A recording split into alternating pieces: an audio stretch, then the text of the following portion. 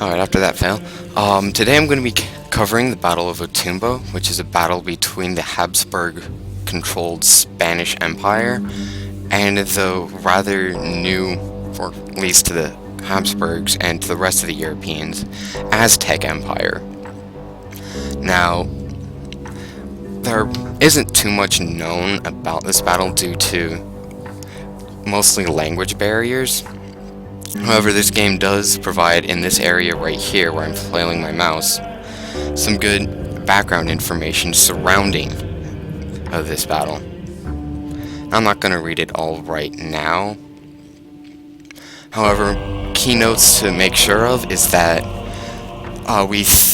one possible theory about how this happened is that when the Spanish arrived, the Aztecs thought they were some kind of god and brought them to their capital in Tenochtitlan. Now, we aren't sure as to that's actually what happened. We probably have a good idea that that isn't what happened, mostly because the Aztecs aren't that dumb, or at least their leadership wouldn't be so dumb as to think some random guy in weird outfit is a god. However, what does matter is that we do know they end up thanks to documentation by the Spanish. We don't know the Aztec perspective because of the language barrier. There was, I think, only one guy that accompanied the Spaniards that could actually speak local languages, and that was Mayan, I believe. Now, after that, they came into this massacre. Well, before that, there was political issues between Cortez and the governor of Havana, who was the one who sent him to go pretty much scout out the mainland. That issue came to a climax when Cortez was forced to deal with an oncoming army, and while he was away, his men, while still at Tenochtitlan, ended up slaughtering some Aztecs during a religious ceremony. When Cortez came back, the Aztecs were quite thoroughly ticked and ended up starting the event which became known as La Noche Triste, or the Sad Night. Essentially, that was when Cortez sought to escape Tenochtitlan, and a good portion of his army was massacred in the process. Now, from that point, the pre-game narration should cover the important parts between La Noche Triste, or the massacre of the Spaniards, to the actual battle itself.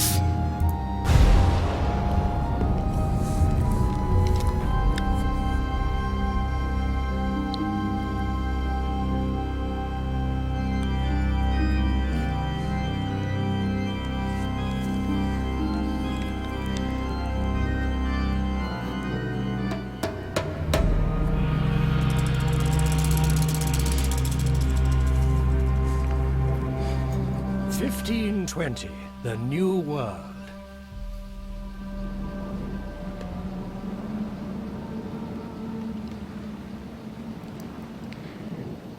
Since fleeing the Aztec capital, Tenochtitlan, Hernán Cortés and his Spanish conquistadors have been relentlessly pursued by Aztec warriors, keen to exact revenge for La Noche Triste, the Sad Night.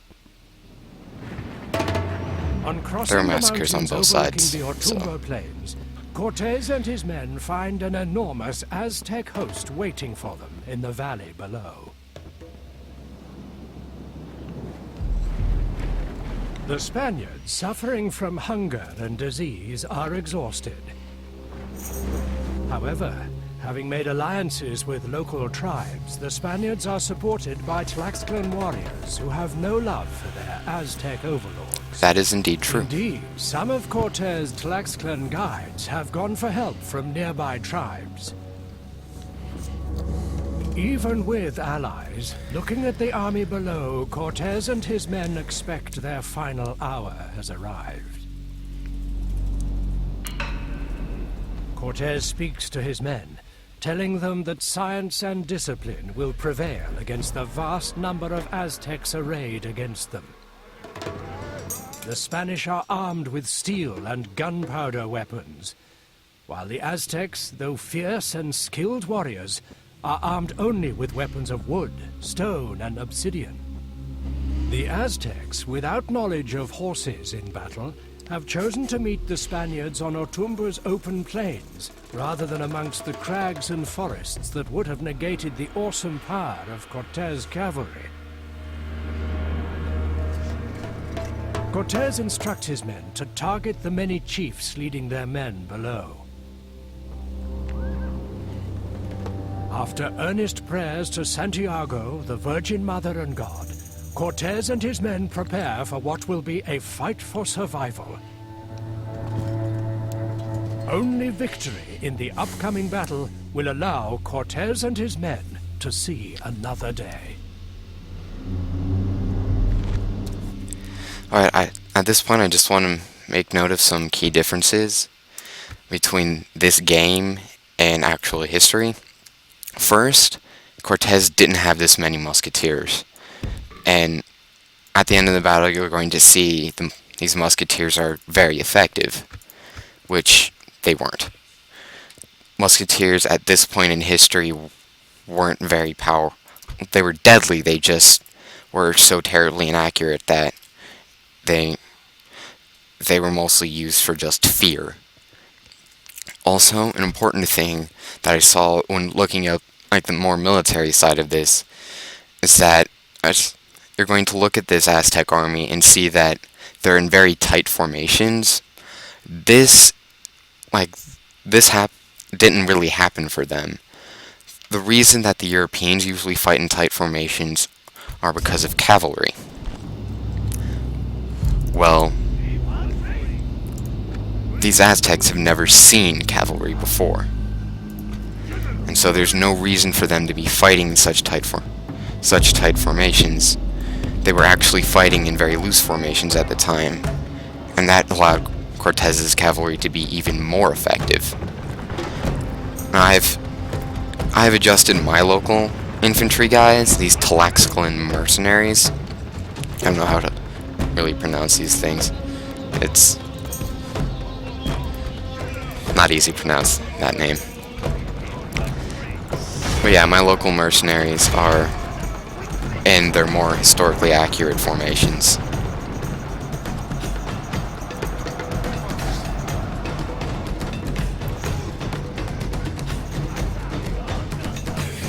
And what I'm doing with this cavalry is just swinging in behind the armies. That's really just so I have someone to hit their main force from behind, as it's a lot harder to defend a cavalry charge, or a lot easier to defend a cavalry charge when it's from in front of you than it is when it's behind you. And I'm going to be holding him here until this main army advances, and I'm going to have him go for that general. However, in the meantime, the heathens bring more warriors to battle. I have that to worry about from behind. I usually just forget about that when I play this. At this point, I'm going to send this guy off to support the other flank. Oh, hello there. And that leaves Cortés to... I don't want you doing that. Okay.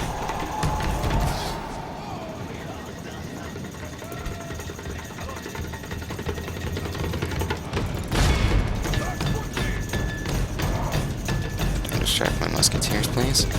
Alright, you're gonna go around. This main force of my army is going to get surrounded, which isn't very pleasant. Pile driving down the center. Gracias a Dios. Our reinforcements have arrived. I don't know the exact details of this battle. No one does, so I can't say for sure if reinforcements actually did arrive at any point during the battle. There were significant notes made of this battle by the Spaniards.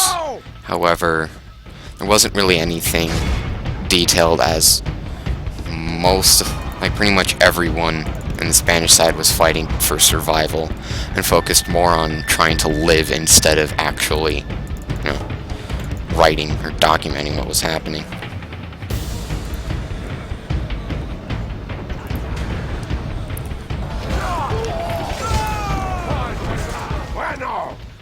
after their chiefs. That note about the chiefs he made, and the computer makes, and the result that you get from killing the enemy generals, actually is very accurate and very crucial, because that's basically why the Spaniards won this battle.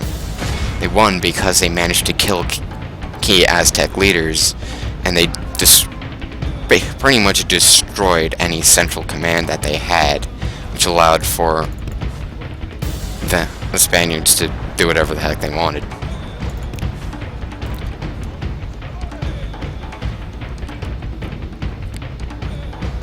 Especially when commanding armies as massive as this Aztec force, it is key to keep your leadership alive.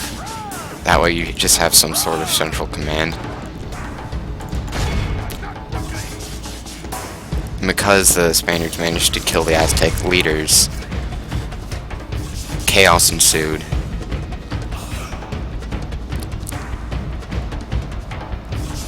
Allowing for a Spanish victory. I'd also like to take note that the Spaniards weren't the only ones who were trying to kill the other side's leader. The Aztecs, as I said, were intelligent enough. They were in control of an empire. They knew how to fight in battle. They understood the same concept that you need to kill your opponent's generals. You can cause chaos and win battles that way. Well, they were trying to do the same thing. And as easy it is for us to find the Aztec leaders, you go here, find the most elaborately dressed troops, and then find the most elaborately dressed out of those troops. See if I can find him. Yep, he's right here, the one with the flowery headdress. The Aztecs had an even easier time finding Cortez, as he's right there. He looks very different, and all the nobles and most important people for the Spanish army were all mounted on these gigantic horses. Pretty easy to find.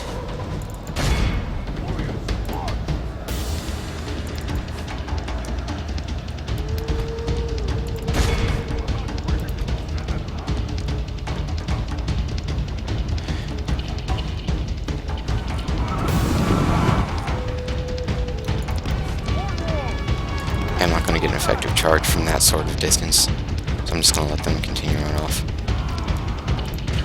Get an effective charge, you need you need to gain some speed before you actually run into your enemy.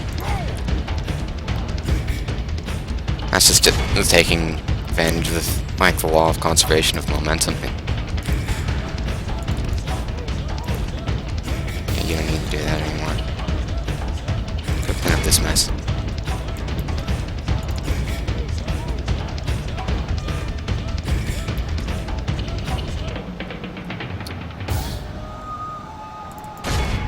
There's more coming from the east. Engage them.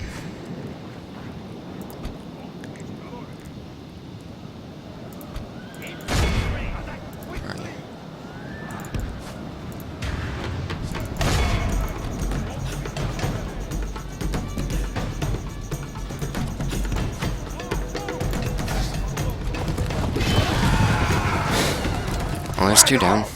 Two left to go. Chiefs.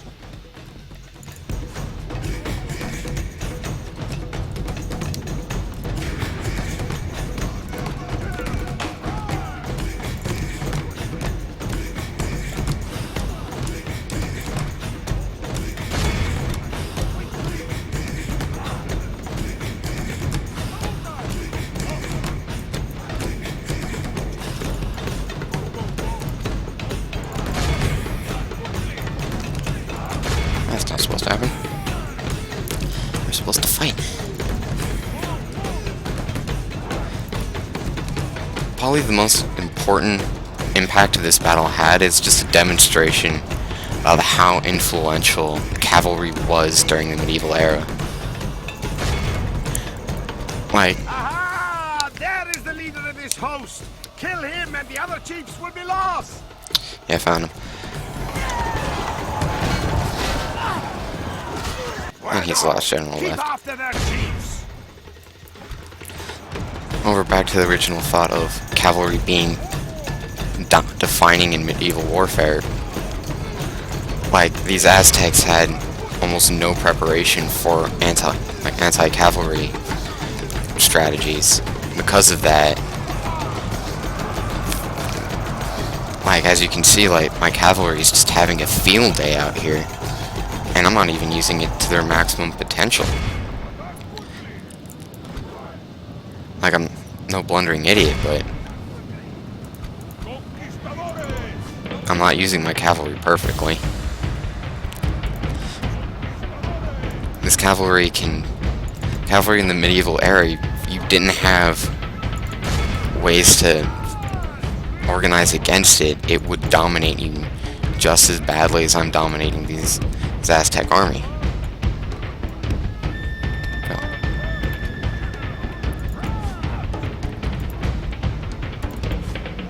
Stop fighting there. There you go. Yeah, like, cavalry isn't supposed to be doing that. You're supposed to be relentlessly charging into your enemies.